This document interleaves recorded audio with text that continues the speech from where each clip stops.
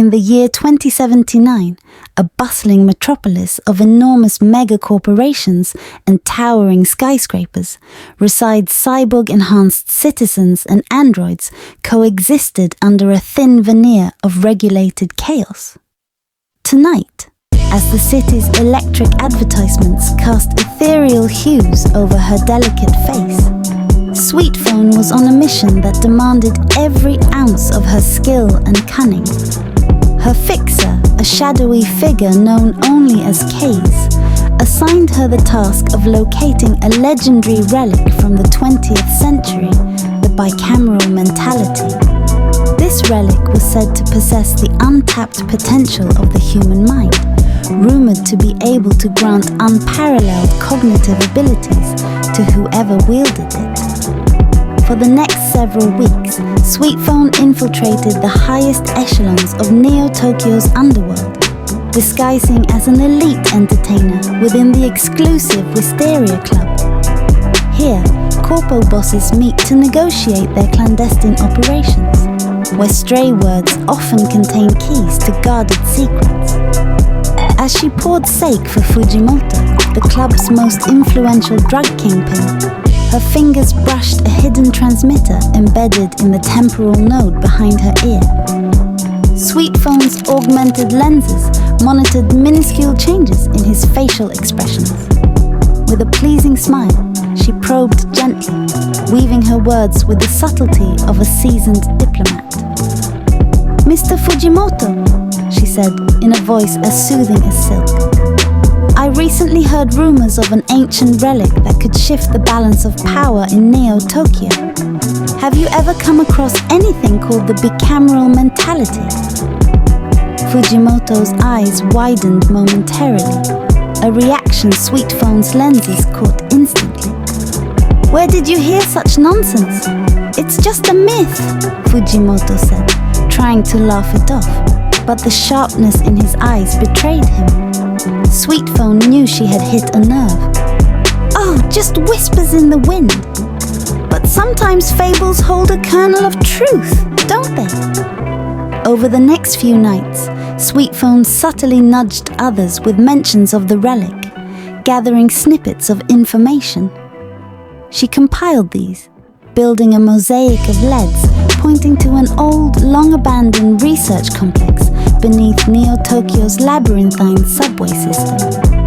This complex, it was rumored, once conducted forbidden neuroscience experiments in a bid to enhance human cognition and ascension into godhood. Unlike Project Soulkiller and Cynosure that were practical in nature, the bicameral mentality was purely theoretical, predating the other two. One stormy evening, she pieced the final clue together, a coded message etched discreetly onto an antique sake bottle belonging to the Wisteria Club. She deciphered the code with her high-speed neural processors, revealing coordinates that led deep into Neo-Tokyo's metropolitan city. Sweetphone descended into the shadowy depths of the subterranean city. The whir of machinery and the distant hum of electricity faded as she navigated the derelict tunnels, guided by cryptic coordinates. Eventually, she reached a heavily fortified door almost lost to time.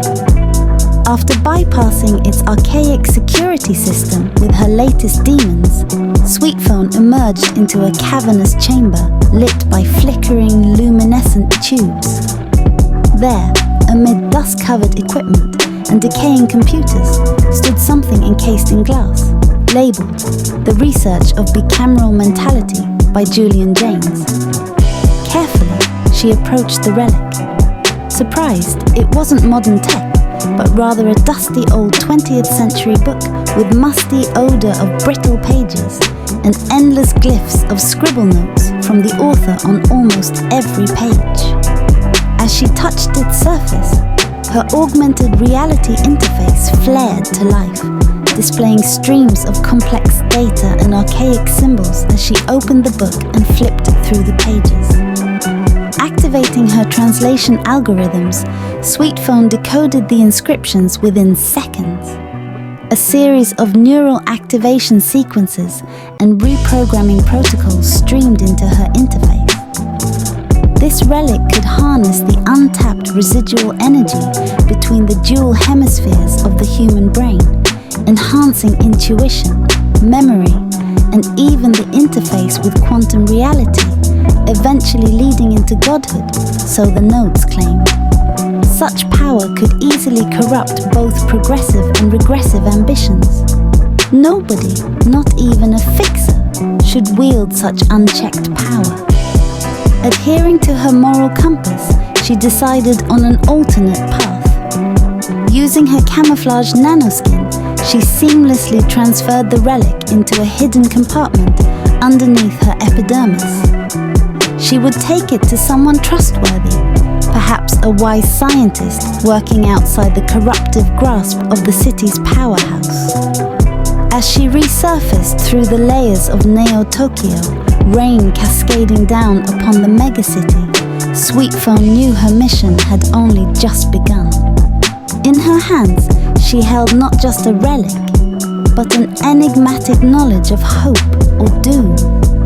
With her eyes reflecting the neon lights and her heart steeled with purpose, Sweetphone vanished into the night, a silent guardian of Neo-Tokyo, embracing a future yet unwritten.